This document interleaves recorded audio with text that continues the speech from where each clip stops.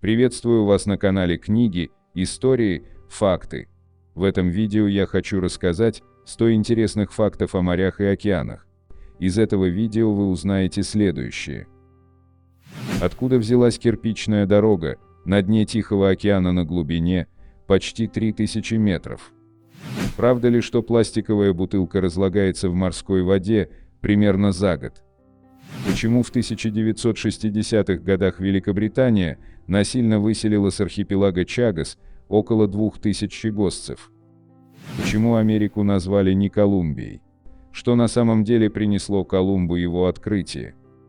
Почему невозможно построить мост из Европы в Африку через такой узкий Гибралтарский пролив? Какую детскую книжку собственного авторства выпустил актер и комик Джим Керри в 2013 году? Какой маленький секрет скрывает в себе каждая капля дождя? Живет ли где-нибудь на Земле кто-нибудь, похожий на огнедышащего дракона? Как появилось выражение «галопом по Европам»? Почему океанские глубины страшнее бесконечного космоса? Прошу вас подписаться, а также нажать на колокольчик и выбрать все уведомления. А если это видео вам понравится, прошу поставить лайк. Обращаю ваше внимание, что, как и всегда, в конце видео вас ждет очень интересный бонусный факт для всех досмотревших этот ролик до конца, который вам наверняка неизвестен. И помните, на канале Книги, Истории, Факты вы найдете самые интересные и правдивые факты на совершенно разные темы. Остерегайтесь подделок. Кроме того, несколько самых интересных, популярных, полезных и остроумных комментариев по теме этого видео мы обязательно разместим в заключении следующего ролика с указанием авторов комментариев. А в заключении этого видео мы разместим такие комментарии, которые зрители оставляли к предыдущему нашему ролику. В этом видео мы хотим поделиться со зрителями интересными фактами о бескрайних водных просторах, подаривших жизнь всему живому, и рассказать 100 интересных фактов о морях и океанах. 1. Человечество ежегодно сбрасывает в мировой океан столько пластика, что к 2050 году вес пластика превысит вес всей рыбы в морях. 2. Тихоокеанское кладбище – это место в океане, где потерпело крушение более 2000 кораблей и погибло более 700 человек. Причина в том, что это место отличается непредсказуемыми погодными условиями, в том числе частыми штормами и туманами. Кроме того, побережье здесь также очень опасно, оно является одной из самых скалистых береговых линий в мире, с частыми сильными приливными волнами, дождями, ветрами и высокими волнами. Несмотря на то, что в настоящее время крушений в Тихоокеанском кладбище стало меньше, тем не менее, ежегодно здесь по-прежнему гибнет несколько человек. 3.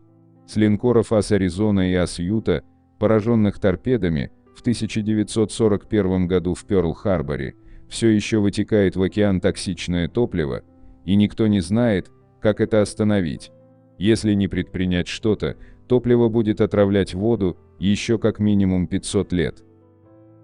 4. В Тихом океане есть большое Тихоокеанское мусорное пятно, участок, в котором из-за океанических течений концентрируется попадающий в океан мусор, в основном пластик. Размер пятна от 700 тысяч до 1,5 миллиона квадратных километров, а общая масса мусора более 350 миллионов тонн на 2018 год, и она постоянно растет. 5. Морская гладь Саргассово моря выше уровня океана на 1 метр. 6. Если удалить всю соль из Мирового океана и распределить по поверхности Земли, высота сплошного соляного слоя превысит 160 метров, это примерно равно высоте 40-этажного здания. 7. На дне Тихого океана, на глубине почти 3000 метров, есть, так сказать в кавычках, кирпичная дорога. Она имеет естественное происхождение и образовалась в результате древней вулканической активности. 8. Так выглядит Земля со стороны Тихого океана. Фото наглядно показывает, что суша занимает очень небольшую часть нашей планеты. 9. На глубине океана в 1 километр солнечный свет перестает проникать сквозь воду. С этого места и ниже океан погружен в кромешную тьму, а давление такое же, какое испытывал бы человек, стоя на поверхности Венеры. 10. На дне океана покоится около 3 миллионов обломков затонувших кораблей. Самые известные из них – обломки «Титаника», непобедимая армада Филиппа II, флот Хубилай-хана у берегов Японии, а также обломки кораблей Христофора Колумба. 11. По оценкам ученых, ежегодно в океан сбрасывается 14 миллионов тонн пластикового мусора. 12.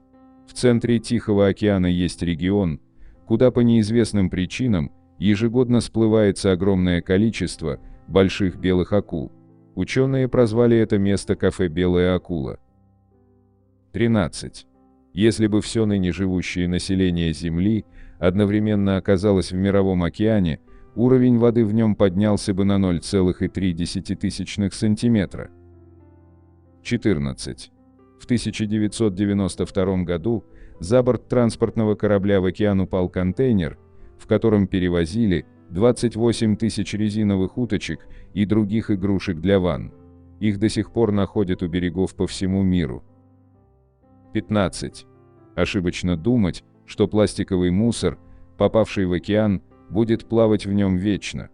Пластиковая бутылка, например, разлагается в морской воде примерно за год.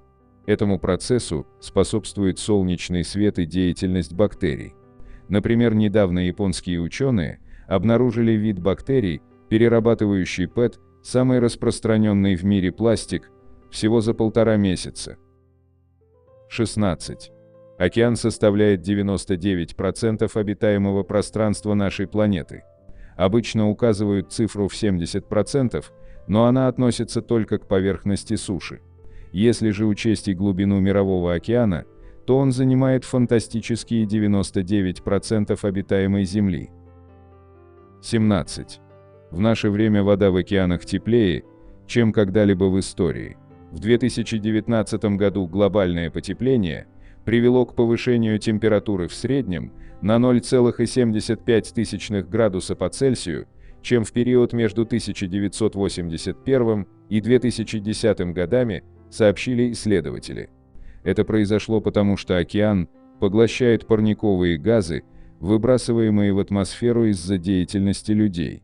Количество тепла, которое попало в Мировой океан за последние 25 лет, равно 3,6 миллиардам взрывов атомной бомбы в Хиросиме, говорит ведущий автор исследования Ли Цин Ченг, и нам нечем это объяснить, кроме как воздействием антропогенного фактора. Глобальное потепление реально, и ситуация становится все хуже, добавляет соавтор Ченга, Джон Абрахам, профессор термических наук, и повышение температуры океана – это только вершина айсберга. Последствия, которые нас ждут, могут быть весьма плачевными. 18. Океаны покрывают около 70% земной поверхности, но люди изучили пока только 5%. Остальные 95% океана человек никогда не видел.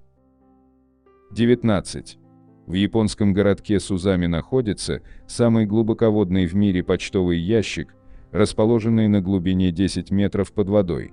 Несмотря на то, что письма для такого ящика приходится писать специальным маркером на водостойкой бумаге, ежегодно в подводный ящик забрасывают более 1000 посланий. 20. Поскольку морская вода проходит сквозь слои соли, на дне образуются впадины, вода в которых более соленая, чем остальная. Из-за большей плотности она не смешивается с остальной водой, и таким образом образуются подводные озера и реки. 21. В самых глубоких местах океана вода, как правило, имеет температуру от 2 до 4 градусов Цельсия, но возле дна полным-полно гидротермальных отверстий, откуда поступает даже не кипяток. Вода, вытекающая из таких скважин, может достигать 400 градусов выше нуля. Почему же она не вскипает? Из-за огромного давления, которое раздавило бы человека, как муравья, окажись он на такой глубине, ведь оно достигает 8 тонн на квадратный дюйм. Если бы вы оказались под таким давлением, это было бы все равно, что держать около полусотни самолетов на своих плечах. 22. Фитопланктон, водоросли и другие морские фитосинтезаторы ответственны за обновление более чем половины всего кислорода, содержащегося в земной атмосфере. 23. Один из самых громких звуков в истории исходил из океана.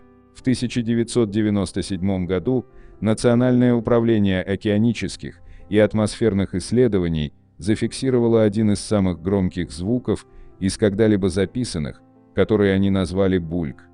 Звук был настолько громким, что его уловили датчики на расстоянии почти 5000 километров. Изначально ученым казалось, что звук исходит от животного, хотя достаточно большого животного, способного издать такой звук, просто не существует в природе. Спустя 15 лет пришли к выводу, что звук возник в результате ледового землетрясения, когда промерзлая земля трескается под сейсмическими воздействиями. Однако многие ставят это заключение под сомнение, и бульк до сих пор является источником многочисленных теорий заговора.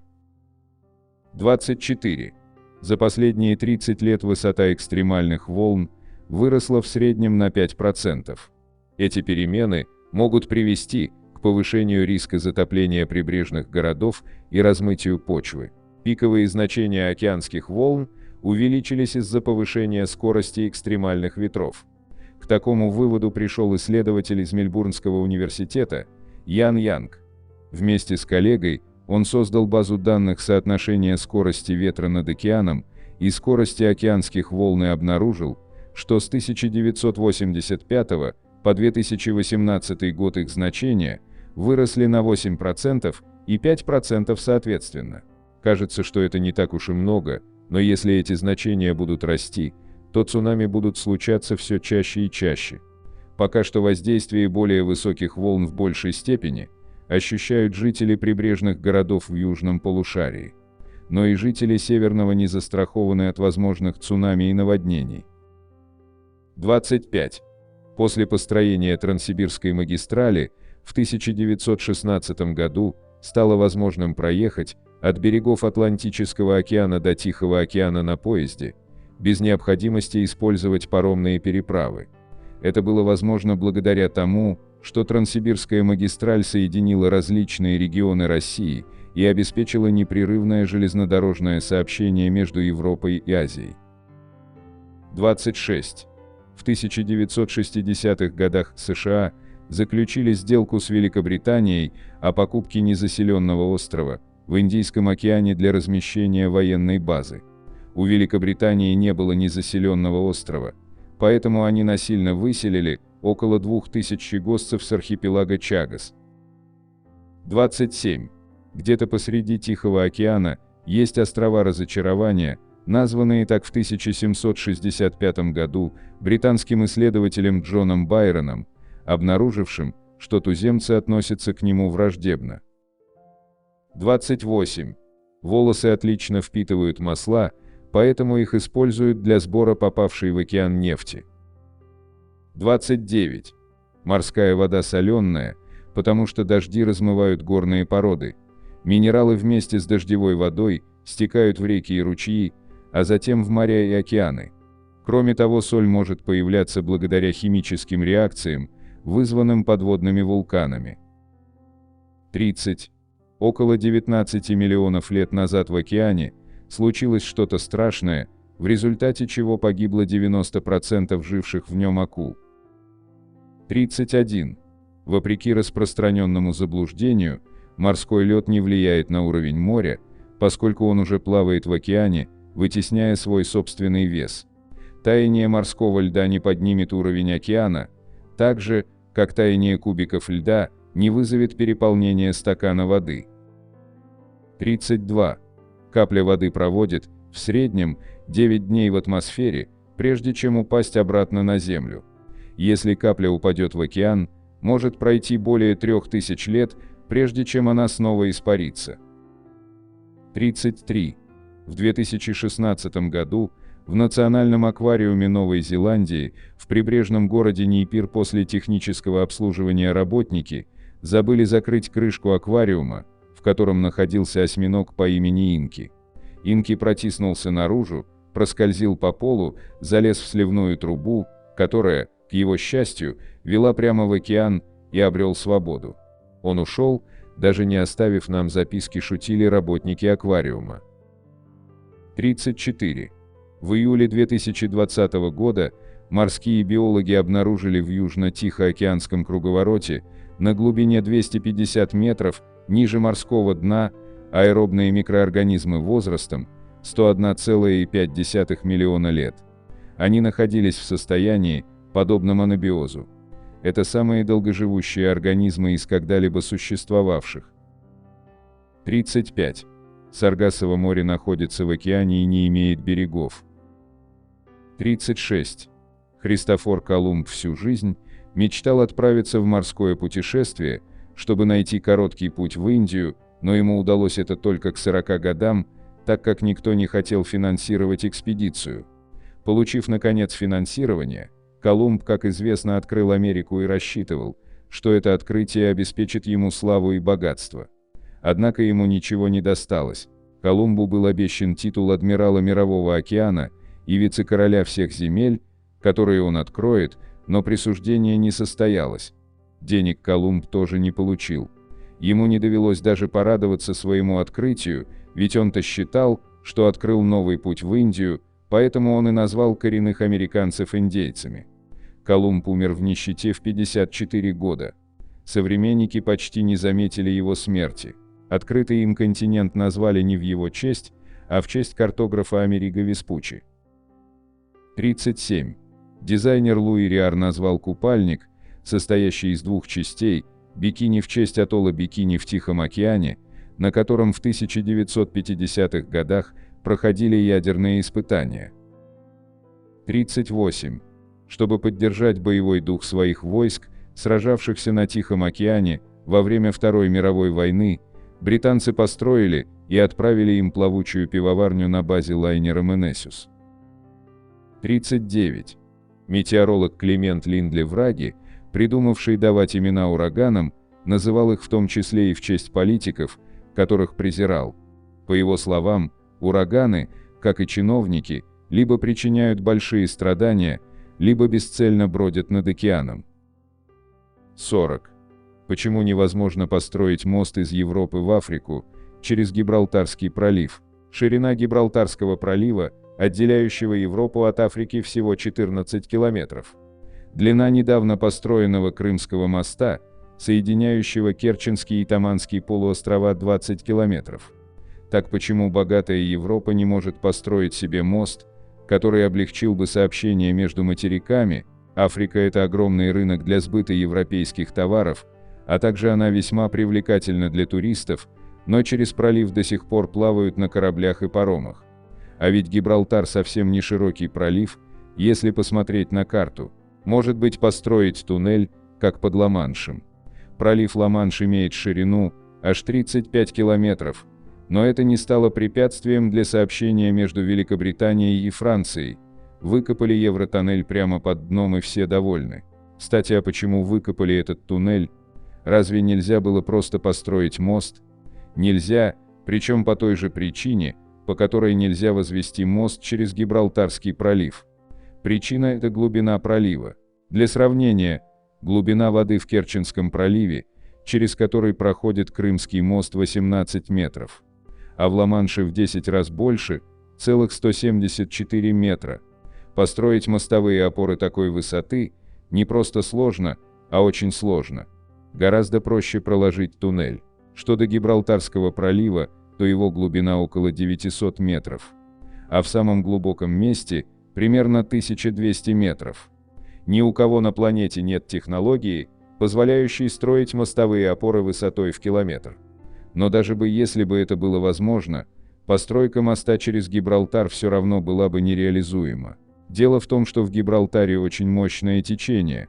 Оно вчетверо превышает мощность всех земных рек, вместе взятых. За год через пролив проходит 110 триллионов кубических метров воды, хватило бы на 3 озера Байкал. Кроме того, это течение направлено в противоположные стороны, Сверху вода течет с запада на восток, а ниже наоборот.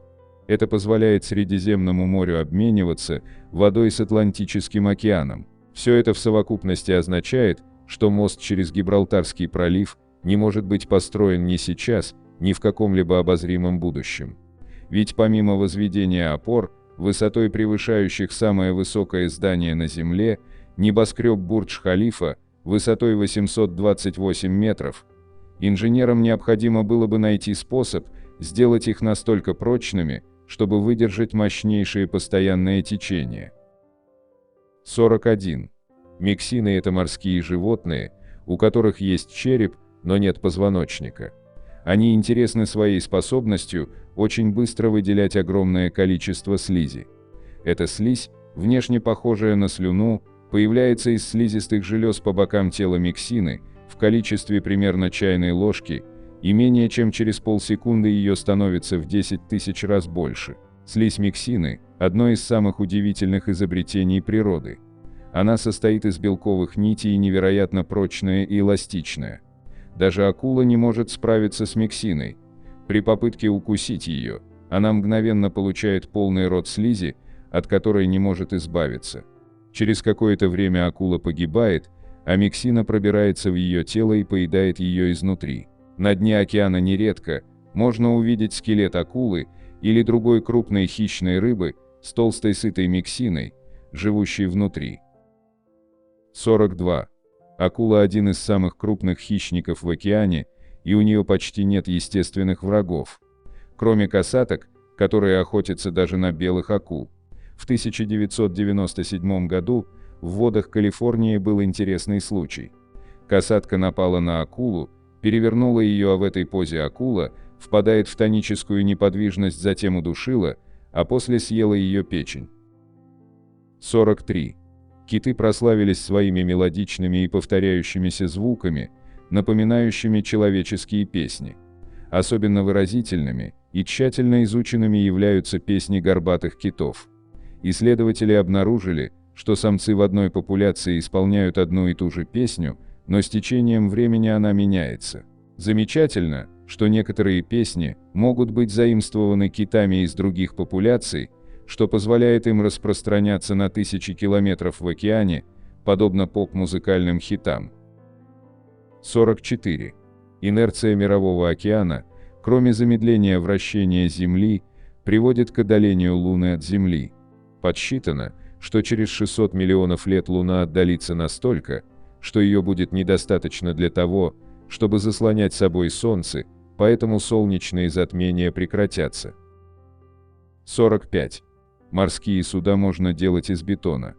В XIX веке в Европе были бетонные речные баржи, а во время Первой и Второй мировых войн из-за нехватки стали американские военные построили небольшие океанские бетонные корабли и баржи, которые использовались британцами и американцами в Тихом океане. 46. Плотоядные многоножки с острова Филиппа в Тихом океане, свирепые животные, вырастающие до 30 см в длину, закованные в бронированные пластины и оснащенные мощнейшим парализующим ядом. Эти многоножки заняли экологическую нишу млекопитающих хищников, отсутствующих на острове. Каждую ночь они убивают тысячи птенцов-буревестников, впрыскивая им яд при помощи клешней и поедая заживо. 47. В 2018 году Microsoft создала подводный центр обработки данных в металлическом цилиндре, заполненном серверами, который охлаждался океанской водой. 48. Большой барьерный риф в Тихом океане – крупнейшее естественное образование на Земле, его даже видно из космоса. Этот коралловый риф является домом для тысяч живых существ и считается одним из красивейших чудес природы. 49.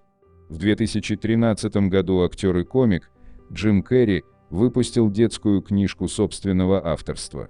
В ней рассказывается об океанской волне по имени Роланд, которая движется к берегу, и это ее беспокоит, ведь прибытие к пляжу для волны означает конец существования. 50. Солнце тоже влияет на приливы земного океана, но его влияние вдвое слабее, чем у Луны. 51. Новая Зеландия находится на Зеландии, континентальном фрагменте, по площади вдвое превышающем Индию. Примерно 94% территории Зеландии находится под водой океана, а выступающие из воды части ее суши – это Новая Зеландия и Новая Каледония.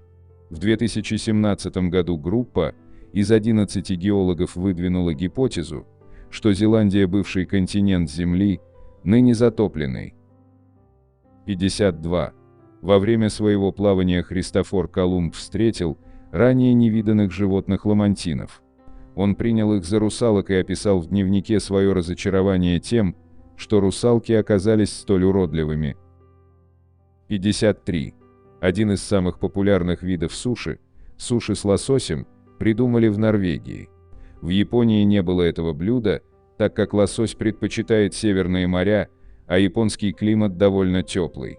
Норвежские промышленники нуждались в расширении рынка сбыта, поэтому предложили японцам употреблять вкусную жирную рыбу их любимым традиционным способом в виде суши. Правда, суши готовят из сырой рыбы, а тихоокеанский лосось является переносчиком опасных паразитов, о чем было известно японцам. Они не слишком верили в способность норвежских предприятий производить полностью безопасную рыбную продукцию. Прошло целое десятилетие, прежде чем лосось смог завоевать сначала японский, а потом и прочие азиатские рынки. 54.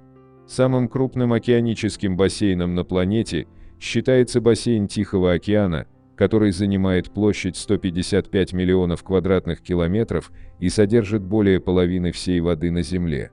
Он настолько большой, что все континенты могли бы поместиться на той же площади. 55. В океанах есть не только волны, приливы и поверхностные течения, но и постоянно действующая система глубоководной циркуляции, обусловленная температурой и соленостью воды. Она называется термохолийной циркуляцией, и одно из мест, где она берет свое начало, полярная область близ Норвегии. Вот как это работает. По мере образования морского льда оставшаяся вода становится более соленой и опускается ниже, уступая место более теплой и менее плотной поверхностной воде, которая, в свою очередь, также охлаждается и напитывается солью, чтобы опуститься. Холодная плотная вода движется вдоль дна океана на всем пути, от северного полушария до Южного океана, где сливается с более холодной и плотной водой Антарктиды и попадает в Индийский и Тихий океаны. Там она смешивается с более теплой водой и поднимается на поверхность перед тем, как вернуться обратно в Атлантику. Весь этот путь занимает около 1000 лет. 56. У каждой капли дождя есть пылинка внутри. Капли дождя – это конденсат, а конденсат может образовываться только на чем-то. В атмосфере Земли достаточно пыли, чтобы на ее поверхность регулярно выпадали дожди. 57. Медуза Туритопсис дарнии размером с мизинец живет бесконечно. При получении серьезных травм прозрачное тельце с красным желудком превращается в каплю, из которой вырастают маленькие полипы, а потом в свободное плавание отпочковываются клоны медузы. Также она поступает и когда начинает чувствовать приближение старости. Благодаря этой способности медуза фактически бессмертна. Трансдифференциация Туритопсис дарнии – редкий биологический механизм. В человеческом теле клетки одного типа, например, мышечные, не могут превратиться в другие, скажем, в нервную ткань. В человеческом организме такая способность есть только у стволовых клеток. Медуза же трансформирует свои клетки как угодно. Мышечные могут стать яйцеклеткой или сперматозоидом, а нервные превращаются в мышечные. Аналогов этому механизму в животном мире нет. Это как если бы курицы в критической ситуации превращались в яйцо, а бабочки в гусениц. Медуза Туритопсис дарнии – предмет огромного интереса для ученых, исследующих стволовые клетки. У человека только стволовые клетки могут перерождаться в клетки и ткани любого типа, поэтому они незаменимы. Если ученым удастся разгадать клеточный секрет медузы, то человечество избавится от множества болезней и победит даже старение. И последние генетические эксперименты с мышами это подтверждают. Бессмертные Туритопсис дарнии предпочитают не лежать на дне, а путешествовать. Нередко эти существа прицепляются к грузовым кораблям и преодолевают огромные расстояния. Ученые называют медузу превосходным автостопщиком. Она отлично выдерживает путешествия и приспосабливается к окружающей среде.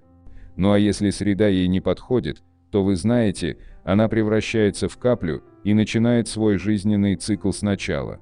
Из-за любви к путешествиям Туритопсис дарнии заняли приличную часть океана. Изначально они обитали в Тихом океане, но благодаря миграции на грузовых судах и сбросу балластной воды сегодня медузы встречаются в водах всех океанов. Вторжение осталось незамеченным, потому что медузы крошечные. Несмотря на то, что генетически все виды Туритопсис дарнии идентичны, они по-разному приспособились к окружающей среде. Например, в тропических водах живут медузы с 8 щупальцами, а существа из умеренных широт имеют по 24 щупальца. Медуз открыли случайно в конце 20 века. Два студента-биолога принесли в лабораторию профессору Фернандо Байера гидрозоан маленьких хищных беспозвоночных. Эти существа проходят в своем развитии два цикла – полипы и взрослые медузы. Исследователи вырастили их в лаборатории, провели эксперименты и убрали подальше. Когда в следующий раз один из ученых посмотрел в банку, он был шокирован, на дне снова росли полипы. Исследователи выступили со срочным докладом на втором семинаре гидрозоанского общества. Ученые новость восприняли холодно и сошлись во мнении, что такая регенерация невозможна, а исследователи просто ошиблись в расчетах. 58. Все животные в мире подразделяются на теплокровных и холоднокровных. К первым относятся птицы и млекопитающие, а ко вторым пресмыкающиеся – земноводные и рыбы. Но только не красноперый опах. Это единственный представитель группы рыб, способный к терморегуляции. Красноперый опах довольно крупная рыба, в длину она вырастает до 2 метров, а весить может до 100 килограммов. Сама рыба практически круглая и живет в теплых морях на глубине от 100 до 400 метров. Ее поведение разительно отличается от других хищных рыб. Опах не поджидает добычу, а сам гоняется за ней. Этим он и заинтриговал ученых, в частности Николаса Вегнера из Национального управления океанических и атмосферных исследований. Он внимательно изучил строение жабр опаха и обнаружил в нем нечто странное. У рыбьих жабр есть два типа сосудов.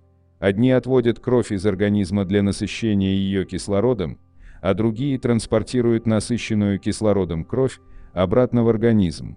Но у опахов кровь, попадающая в жабры, теплая. Эта рыба способна генерировать тепло, энергично работая плавниками во время плавания, что ускоряет ее обмен веществ. Красноперые опахи способны поддерживать температуру своего тела на 5 градусов Цельсия выше, чем температура окружающей их воды. Также Николас Вегнер обнаружил, что сосуды, несущие теплую кровь, как бы обернуты вокруг сосудов, несущих холодную, насыщенную кислородом кровь в органы. Таким образом, уникальное строение сосудов повышает температуру поступающей крови, прежде чем она попадет во внутренние органы рыбы. Такой процесс называется противоточным теплообменом и схож с тем, как автомобильные радиаторы регулируют температуру двигателя, только там процесс происходит в обратном порядке. Благодаря, так сказать, встроенной системе отопления красноперые опахи могут охотиться в холодной воде, в отличие от многих других хищных рыб, вынужденных искать теплую воду, чтобы согреться. 59. Кит, которого прозвали 52-герцовым, является настоящей звездой среди себе подобных. Мало о каком обитателе океана столько писали за последние 10 лет, а все из-за его уникального голоса. Он, в отличие от своих сородичей, поет на частоте 52 Гц. И это гораздо более высокая частота, чем у синих китов от 15 до 20 Гц, и у финвалов 20 Гц, гибридом которых, вероятно, является знаменитый кит. Впервые пение этого кита на частоте 52 Гц было зарегистрировано в 1989 году, и его продолжают регистрировать до сих пор. А в связи с тем, что в месте обитания этого кита был зафиксирован лишь один подобный источник звуков, исследователи сделали вывод, что 52-герцовый кит невероятно одинок, ведь он не получает ответа на свои призывные песни. Но так ли это? Нейробиолог Кристофер Кларк полагает, что самый одинокий кит в мире вовсе не одинок, потому что его могут слышать другие киты, особенно финвалы, синие и горбатые киты. Но его пение их не привлекает, поэтому они, наверное, считают его странным и не хотят общаться. У китов есть свои особые диалекты пения, отличающиеся в зависимости от места обитания. Так что 52-герцовый кит, возможно, просто общается на непонятном, другим китам, живущим рядом с ним, диалекте. В 2010 году у берегов Калифорнии, двумя находящимися далеко друг от друга сенсорами, были зафиксированы подводные сигналы, схожие с сигналами 52-герцового кита. Это позволило предположить, что пение исходило не от одной особи кита, а от двух или более. Так что вполне вероятно, что кит со странным голосом наконец нашел себе подобных и больше не одинок. 60. Гигантский морской дьявол, или манта, самый крупный скат в Мировом океане. В среднем длина этих скатов около 3 метров, размах их плавников примерно 4 метра, а весят эти гиганты 2-3 тонны. А еще манта — единственный представитель позвоночных животных, обладающий 3 парами конечностей. Конечности у мант представлены плавниками – головными, грудными и хвостовыми. При помощи расправленных головных плавников, чья длина в 2 раза превышает ширину, скаты направляют планктон в свой рот и всасывает его. При движении головные плавники сворачиваются в спирали, похожие на рожки. Двигая грудными плавниками, будто птицы крыльями, скаты-манты передвигаются в воде. Хвостовые плавники практически не принимают участия в движении. Удивительно, но эти огромные скаты умеют прыгать, да еще как. Перед прыжком манта разгоняется и выпрыгивает из воды на высоту в 1,5 метра, опускаясь обратно с оглушительным шумом. При этом скат взмахивает грудными плавниками. Однако почему гигантские морские дьяволы выпрыгивают из воды, точно неизвестно. Прыжки никак не помогают им в добыче еды и не относятся к брачным играм в период спаривания. Возможно, таким образом они пытаются сбросить с себя морских паразитов или же глушат мелкую рыбешку, чтобы потом проглотить ее. 61. В ходе своего недавнего погружения в Марианскую впадину Виктор Вескова и его команда обнаружили 4 вида ракообразных, ранее неизвестных науке. Но главной находкой глубоководной экспедиции стало кое-что другое. На глубине около 10 километров Вескова нашел конфетные обертки и пластиковый пакет. Это ужасающее открытие говорит о том, что загрязнение Мирового океана пластиковыми отходами начало приобретать угрожающие масштабы. К сожалению, животные начали к этому приспосабливаться. Например, некоторые глубоководные существа даже едят микропластик. Чтобы оценить масштабы влияния пластика на животных, Вескова планирует изучить обнаруженных им существ, чтобы проверить, есть ли в их организмах микропластик. 62. Рекордсменом по длине среди живых существ является медуза волосистая цианея. Обычно представители этого вида вырастают не больше 60 сантиметров, но встречаются и поистине гигантские экземпляры.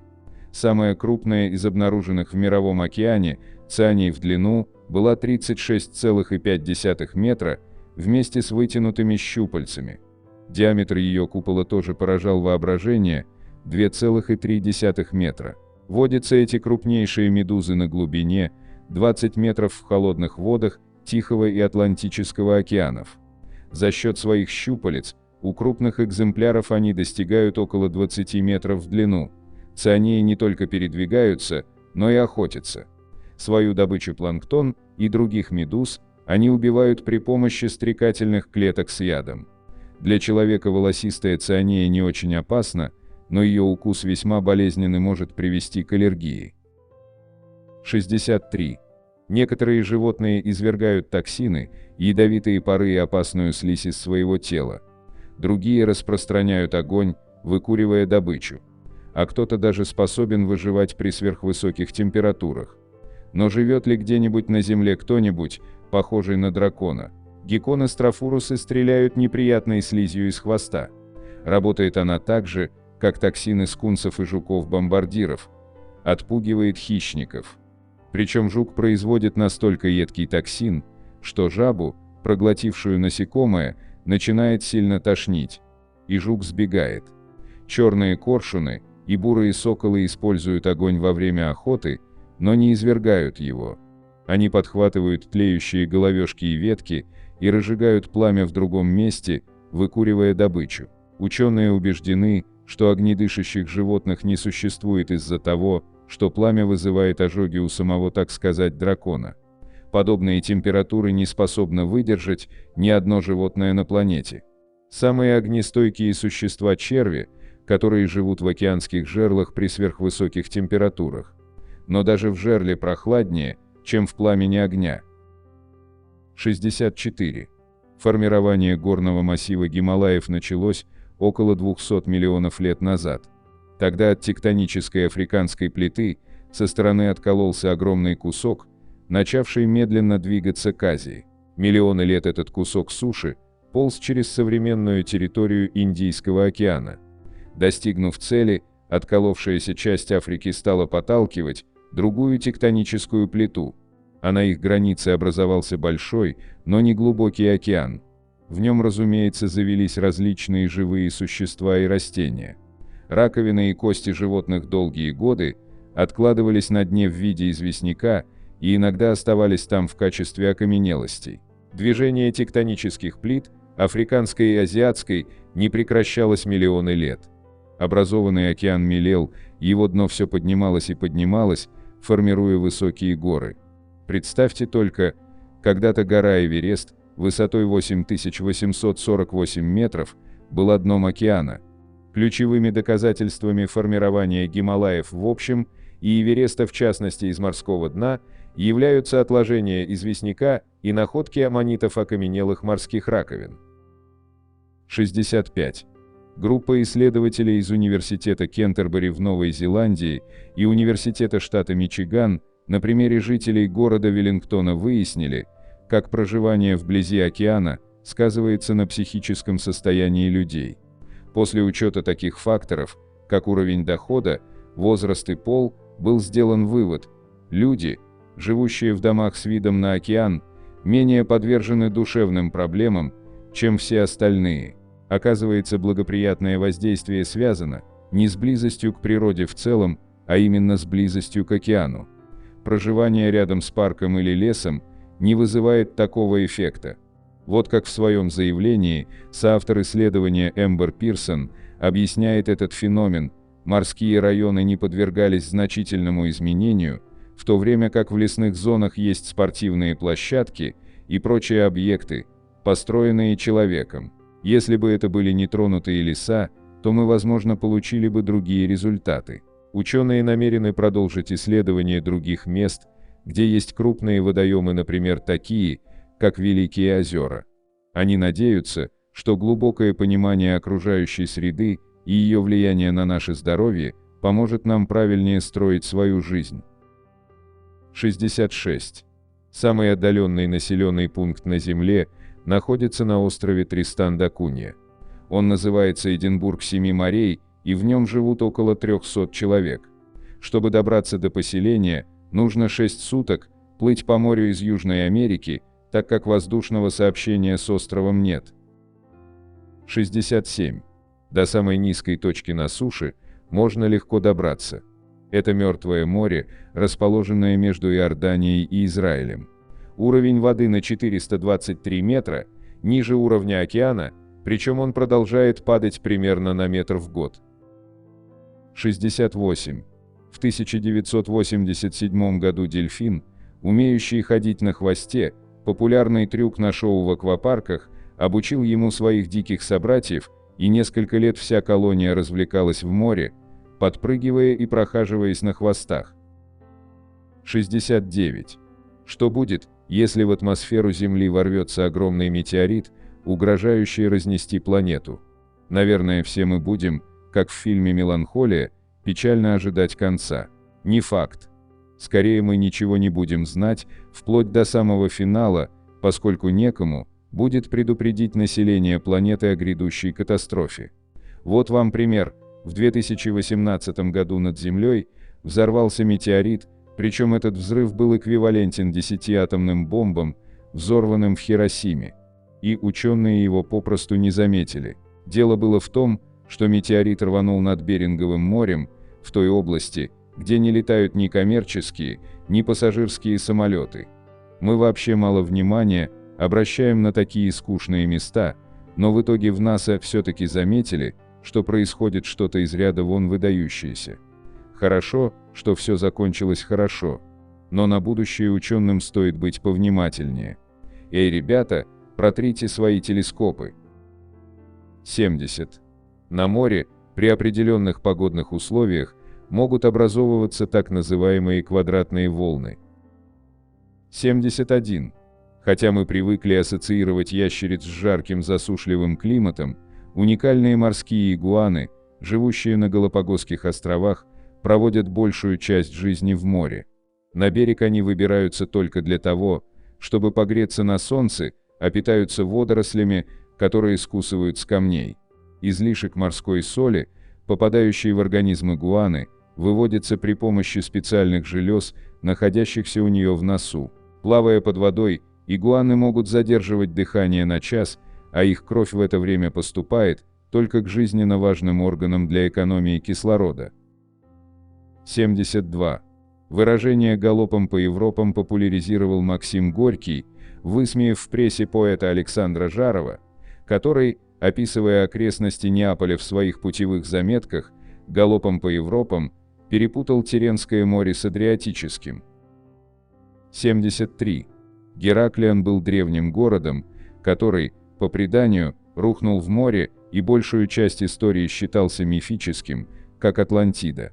Однако в 1933 году британский летчик, пролетая над заливом Абу-Кир, заметил под водой руины, а в 1999 году, после пятилетних поисков, руины Гераклиона разыскал и исследовал французский подводный археолог Франк Годиа.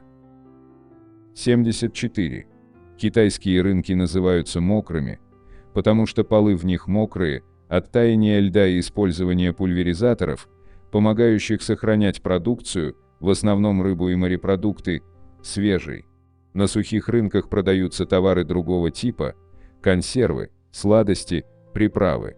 В последнее время сухие рынки обычно представляют собой отдельную секцию в мокрых. 75. Красное море – единственный на Земле водоем, в который не впадает ни одной реки. 76.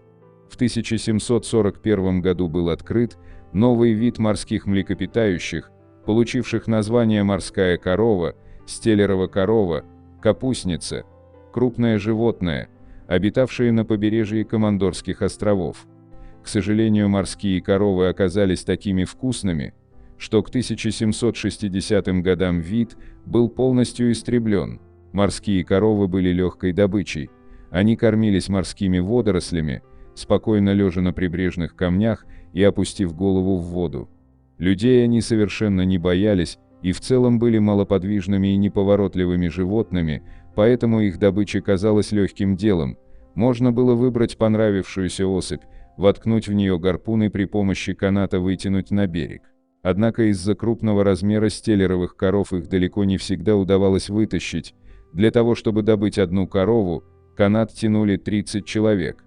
Попутно они били и кололи ножами животное, нанося ему раны и пытаясь быстрее убить, чтобы оно не зашибло их ударами мощного хвоста. В результате вытащить удавалось только каждую пятую корову, остальные уплывали в море и там погибали от ран. Таким образом, всего за 2 десятилетия все 3000 стеллеровых коров, составлявших поголовье вида, были уничтожены. Этот случай вошел в историю как один из наиболее ярких примеров жестокого и хищнического отношения людей к остальным представителям животного мира. 77. Некоторые винодельни выдерживают свое вино под водой, обычно в море. Оно называется подводным вином. 78.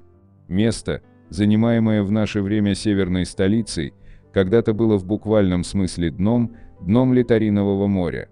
Причем по геологическим меркам совсем недавно, всего от 8000 до 4000 лет назад. А Пулковские высоты, 3 холма на южной окраине города, были никакими не высотами, а просто берегом этого моря. В Литариновом море обитали тюлени, морские свиньи, разнообразные рыбы, треска, угорь и тому подобное. Свое название море получило в честь улиток вида обыкновенная литарина, которые в вареном виде считаются французским деликатесом. 79. Океан полон черных дыр. В океанах, судя по всему, есть водные аналоги космических черных дыр. Речь идет о водных водоворотах, которые обладают теми же математическими свойствами, что и черные дыры. Массивные водовороты в южной части Атлантического океана несут контрольные сигнатуры. Названные водоворотами, океанские черные дыры имеют размеры больше современных городов. Их плотность настолько велика, что они собирают миллиарды тонн океанской воды, в результате чего ничто не ускользнет от них. 80. Океан может в буквальном смысле раздавить вас. По данным Национальной океанической службы, чем глубже вы погружаетесь в море, тем больше давление воды, давящей на вас. На каждые 10 метров, когда вы погружаетесь, давление увеличивается на 1 атмосферу. 81. 100 взрослых слонов на своей голове. Примерно такой вес вы почувствуете на дне Марианской впадины на глубине почти 11 тысяч метров. Вес воды создает давление, точнее гидростатическое давление, что является одним из наиболее важных факторов, влияющих на глубоководную жизнь. Давление увеличивается на 1 атмосферу на каждые 10 метров глубины, с 1 атмосферы на поверхности океана до примерно 1100 атмосфер на дне. 82. Гигантские кальмары действительно существуют. Это не просто миф. Их научное название Месоничитюсис хамилтони, и они могут весить до 150 килограммов. Гигантский кальмар Месоничитюсис хамилтони, также известный как антарктический гигантский кальмар, является одним из самых крупных, неуловимых и загадочных головоногих моллюсков. Этот массивный кальмар может иметь длину до 14 метров и весить примерно 150 килограмм. 83.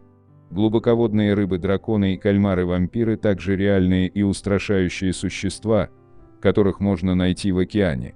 Рыбы-драконы, известные как грематостомиис флагеллибарба, живут в Атлантическом океане на глубине до 5000 метров. Условия на такой глубине экстремальные, нет света, нет растений, а окружающая среда совершенно неподвижна, потому что на нее не влияют штормы или океанские течения. Чтобы справиться с этим, рыба-дракон использует светообразующие органы, называемые фотофорами, чтобы заманить добычу в свои зубастые челюсти. Странный факт, этот вид рыб не имеет некоторых позвонков в своем позвоночнике. Это позволяет рыбе-дракону иметь большую гибкость головы, позволяя питаться более крупной добычей. Кальмары-вампиры, известные как Вампиротюсис инферналис, мало изучены. Как считается, они обитают на глубине 900 метров. Здесь насыщение кислородом может составлять всего 3%, но кальмар-вампир легко может процветать в этих удушающих условиях. Красноватая окраска этого кальмара не единственная причина его жуткого названия. Если вы присмотритесь, то заметите, что его 8 щупальцев рук, каждая из которых выстлана рядами мясистых шипов, соединены между собой перепонкой из кожи, похожей на плащ вампира или крылья летучей мыши. 84. Дайверы могут испытывать азотный наркоз, из-за чего они чувствуют себя пьяными. 85. В 1 миллилитре океанской воды может содержаться около 10 миллионов вирусов. Море полно микроорганизмов. Менее 1 миллиметра и часто состоящие из одной клетки, они бывают любой формы и размера, которые только можно вообразить, от бактерий и микроводорослей до простейших. Но есть в мировом океане также и вирусы, неполные сущности, которым нужен хозяин для репликации и выживания. Независимые вирусные частицы имеют невероятно простую структуру. Они состоят из генетического материала в форме ДНК или РНК и окружены белковой оболочкой. Каждый имеет размер от 20 до 200 нанометров. Хотя они могут показаться незначительными, вирусы – самые распространенные сущности в океане. Всего в 1 мл прибрежной воды, взятой с поверхности океана, может содержаться до 10 миллионов вирусов. Количество вирусов уменьшается по мере удаления от берега и вглубь воды, и по мере того, как мы достигаем открытого моря, вероятно, будет около 100 тысяч вирусов на миллилитр на глубине 4000 метров. 86. Фактически, количество вирусов в океане превышает количество звезд в Млечном Пути. Однако важно отметить, что эти вирусы действительно играют важную роль в экосистеме, и многие из них не вредны для человека. 87. Гигантские одиночные волны, возникающие в океане высотой 20-30 метров, реальны. Изначально считавшиеся мифом, эти экстремальные волны недавно были признаны учеными. По данным Национальной океанической службы, волны-убийцы более чем в 2 раза превышают размеры окружающих волн, очень непредсказуемы и часто приходят неожиданно с направлений, отличных от преобладающих ветров и волн. 88. Атлантический океан продолжает расти. На дне океана есть огромная трещина, в которой земная кора постоянно обновляется. Магма поднимается, затем остывает, отталкивая более старую кору и оставляя на ее месте молодую кору. Эта трещина называется Срединно-Атлантическим хребтом, место разделения Евразийской и Североамериканской плит в Северной Атлантике и Африканской и Южноамериканской плит в Южной Атлантике. Из-за этих разделений хребет расширяется до 5 см в год. И хотя Срединно-Атлантический хребет может похвастаться внушительной длиной более 16 тысяч километров, он является лишь малой частью глобальной системы срединно-океанических хребтов. Протяженность этой системы составляет 65 тысяч километров, что делает ее крупнейшей геологической особенностью планеты и почти вдвое длиннее земного экватора. Помимо извержений вулканов и землетрясений, ученые обнаружили в этом регионе обширные гидротермальные поля с периодическими выбросами жерловой жидкости, что создает подводные горячие источники. К счастью, часть Срединно-Атлантического хребта можно изучить, не погружаясь на глубину. Этот горный массив иногда достигает достаточной высоты, чтобы образовать вулканические острова, среди них остров Вознесения, остров Святой Елены и Исландия. 89. Бездна Челленджера. Бездна Челленджера находится на самом дне Марианской впадины. Максимальная глубина бездны составляет около 10 900 метров, что делает ее самой глубокой точкой на Земле. Туда спокойно поместятся Гранд Каньон и Эверест вместе взятые. До 2019 года только 3 человека спускались на самое дно бездны Челленджера. Первая пилотируемая экспедиция состоялась в 1960 году. Тогда Дон Уолш и Жак Пикар стали первыми, кто покорил глубину Челленджера, и они провели там примерно 30 минут. 52 года спустя Джеймс Кэмерон в одиночку погрузился в бездну на подводной лодке, которую сам же и помог спроектировать. Он исследовал дно в течение нескольких часов и вернулся с небольшим образцом ила. С 2019 года начались более частые экспедиции. В том числе погружение совершили астронавт Кэтрин Салливан и альпинистка Ванесса О'Брайен, ставшие первыми женщинами, спустившимися на дно бездны. Рекорд по количеству погружений в бездну принадлежит Виктору Весково, совершившему в общей сложности 15 спусков. Самый интересный факт, который исследователи узнали о бездне Челленджера, это вовсе не безмолвная пустошь, которую Кэмерон описал как безликую и лишенную жизни, за исключением мелких бокоплавов. На самом деле, как выяснили ученые, в бездне стоит постоянный шум от землетрясений, китов и грибных винтов кораблей. А в ее глубоких водах проживают весьма причудливые животные, такие как рыба-дракон. 90. Океанские глубины страшнее бесконечного космоса. Не просто так почти 10% населения Земли страдают талассофобией, боязнью океана, ведь опасности, что таит океан, могут находиться буквально у вас под ногами. Но действительно ли океанские глубины страшнее космоса? Согласно экспертам, да, намного страшнее. Самир Эш, астрофизик из Колумбийского университета, заявил: океан намного страшнее. В космосе вас хочет убить только физика, но в океане к физике добавляется биология.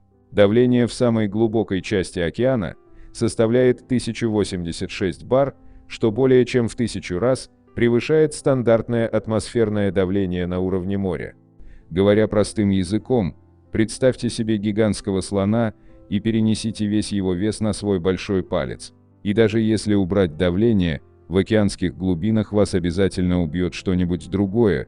Воду пить нельзя, это вызовет переохлаждение, а большинство морских обитателей с легкостью отправят вас прямиком в водяную могилу. Подводя итог, космос смертельно опасен и убьет вас моментально. А вот океан может убить вас как быстро, так и медленно, сперва садистски подарив ложную надежду. 91. Потайные подводные реки. Представьте себе свое удивление, если бы во время ныряния с аквалангом вы бы наткнулись под водой на настоящую реку. А именно это произошло с Анатолием Белощиным и его друзьями, когда они ныряли в Мексике. Эта подводная река, получившая название Сенат-Энджелита, находится недалеко от Тулума в Мексике, и хотите верьте, хотите нет, но она, как и настоящая река, течет по морскому дну и заполнена деревьями и листьями. И это не единственный случай, ныряльщики по всему миру находили подводные реки, от берегов Португалии до Австралии. Например, группа исследователей под руководством доктора Дэна Парсона из университета Лидса также обнаружила похожую реку на дне Черного моря. 92. Сумеречная зона в океане. Между 200 и 1070 метрами под поверхностью океана находится настоящая сумеречная зона. Это темный и холодный пейзаж, где меркнет солнечный свет и процветают тайны. Проект Ocean Twilight Zone Project пытается раскрыть секреты этой океанической зоны, которая демонстрирует изобретательность природы. Поскольку света здесь так мало, многие местные существа создают свой собственный свет для привлечения пищи, как в «Поисках Немо». Другие же используют биолюминесценцию для защиты, а некоторые виды развили контрасвещение, чтобы не быть замеченными. Согласно некоторым исследованиям, в этой сумеречной зоне может быть больше биомассы рыб, чем во всем остальном океане вместе взятом. Сумеречная зона является важной частью глобального климатического процесса, и ее изучение может пролить свет на круговорот воды, питательных веществ и углерода. 93. Океан – самый большой термостат в мире. Океан играет невероятно важную роль в поддержании температуры Земли. Представьте себе воду как огромную аккумулирующую тепло солнечную панель, поглощающую и рассеивающую солнечную энергию, особенно в тропических водах вдоль экватора. А тем временем Земля и атмосфера помогают сохранять тепло, не давая ему уйти в космос после захода Солнца. Но океан не просто хранит тепло, как гигантская водяная печь, он мастер делиться им со всем миром, ведь почти все дожди начинают свое путешествие в виде океанического пара. Неудивительно, что в тропиках выпадает так много дождей, именно здесь пик поглощения и испарения тепла океана. Океанские течения, в свою очередь, занимают центральную роль в формировании погодных условий. Эти течения вызываются поверхностными ветрами, разницей температур, вращением Земли и даже гравитацией Луны, очерчивающей береговые линии. Действуя как конвейерная лента, эти течения переносят теплую воду и осадки от экватора к полюсам, а холодную воду возвращают обратно в тропические регионы, чтобы запустить цикл заново. Без этих океанических течений наш мир был бы царством экстремальных явлений, с палящими экваториальными температурами и ледяными полярными холодами, что сделало бы большую часть Земли непригодной для жизни. 94. Эффект Кориолиса не выдумка. Когда воздух или вода движутся по поверхности Земли, кажется, что они изгибаются, а не движутся по прямой линии. Это происходит потому, что разные участки земной поверхности вращаются с разной скоростью, по сути эффект карусели в гораздо большем масштабе. В северном полушарии объекты, движущиеся на север, изгибаются вправо, а в южном полушарии они изгибаются влево. Искривление вызвано тем, что их скорость относительно поверхности изменяется по мере движения объектов по вращающейся планете. Это искривление и является эффектом Кориолиса.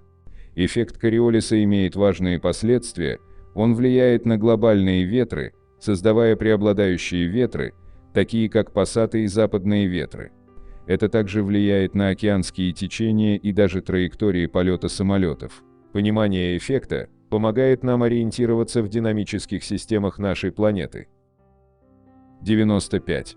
Самая длинная горная система на планете находится под водой, и она в 10 раз длиннее Анд. Самая длинная горная система над водой – это Анды, их длина составляет около 9000 километров.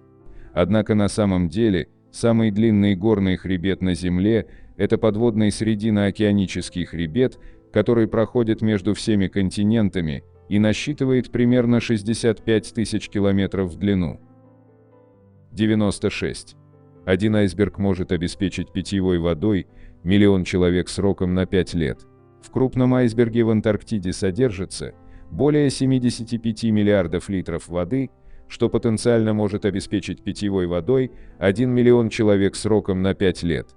Одна компания в Объединенных Арабских Эмиратах планирует начать буксировку айсбергов из Антарктиды к побережью, как раз по этой причине. В стране выпадает в среднем всего 10 сантиметров осадков в год, и в ближайшие 25 лет ей грозит серьезная засуха, но, возможно, вода из айсбергов поможет Объединенным Арабским Эмиратам решить эту проблему.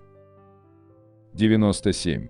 Раньше Средиземное море было сухим. Средиземное море было сухим бассейном, пока примерно 5 миллионов лет назад, во время наводнения в Занклине вода из Атлантики не хлынула через Гибралтарский пролив, заполнив бассейн. Существует множество теорий о том, как это произошло, но согласно одной пугающей теории, бассейн наполнился всего за 2 года, благодаря огромному потоку воды. 98. Морской лед можно пить. Все знают, что морскую воду пить нельзя, но морского льда это не касается. Однако пить свежий морской лед все же не стоит, между кристаллами льда все еще есть небольшие карманы с соленой водой. Со временем эта вода стекает вниз, и лед становится достаточно пресным, чтобы его можно было растопить и выпить. 99. Цунами движутся со скоростью 800 км в час. Цунами появляются в результате сейсмической активности и могут перемещаться через океан со скоростью 800 км в час, когда глубина океана составляет 6 км. Эти волны обычно остаются незамеченными, так как они выступают всего на несколько сантиметров над поверхностью. И по мере того, как они движутся к суше, а глубина уменьшается, они накапливают воду и возвышаются над поверхностью, но, к счастью, замедляются. 100. У нас есть более подробные карты Марса, чем океана. По данным Национальной океанической службы, мы исследовали менее 5% океана. По сути, у нас есть более подробные карты Марса, чем океанов, хотя он находится примерно в 228 миллионах километров от нас. На этом я бы хотел закончить это видео со 100 интересными фактами о морях и океанах. Ну и уже по традиции, для всех досмотревших этот ролик до конца, предлагаю узнать бонусный факт. Тихий океан шире Луны. В самом широком месте, от Индонезии до Колумбии, Тихий океан гораздо шире Луны. Эта часть океана насчитывает 19 795 километров в поперечнике, что более чем в 5 раз превышает диаметр Луны. Вот такими у нас получились 100 интересных фактов о морях и океанах. На экране вы можете увидеть несколько комментариев из предыдущего ролика. Надеемся, вам понравился материал, который мы собрали для вас. Оставляйте комментарии, ставьте лайки, делитесь своим мнением о ролике, знали ли вы бонусный факт, все это очень важно для нас и позволяет продолжать радовать вас новыми, надеемся, еще более интересными видео. Отдельно хочу поблагодарить всех поддержавших наш канал материально зрителях в это непростое время, их имена вы можете увидеть в описании ролика. Благодарю за просмотр этого видео И прошу подписаться на канал Книги, Истории, Факты, нажать на колокольчик и выбрать все уведомления. Вам наверняка понравится. Я расскажу еще много интересного и познавательного. Прошу при возможности помочь каналу, заглянув в описание этого видео, и поддержать любым удобным способом. Ваши комментарии и то, что вы делитесь нашими видео в самых разных социальных сетях и мессенджерах, помогают развитию нашего канала и позволяют понять, что прилагаемые нами усилия не напрасны.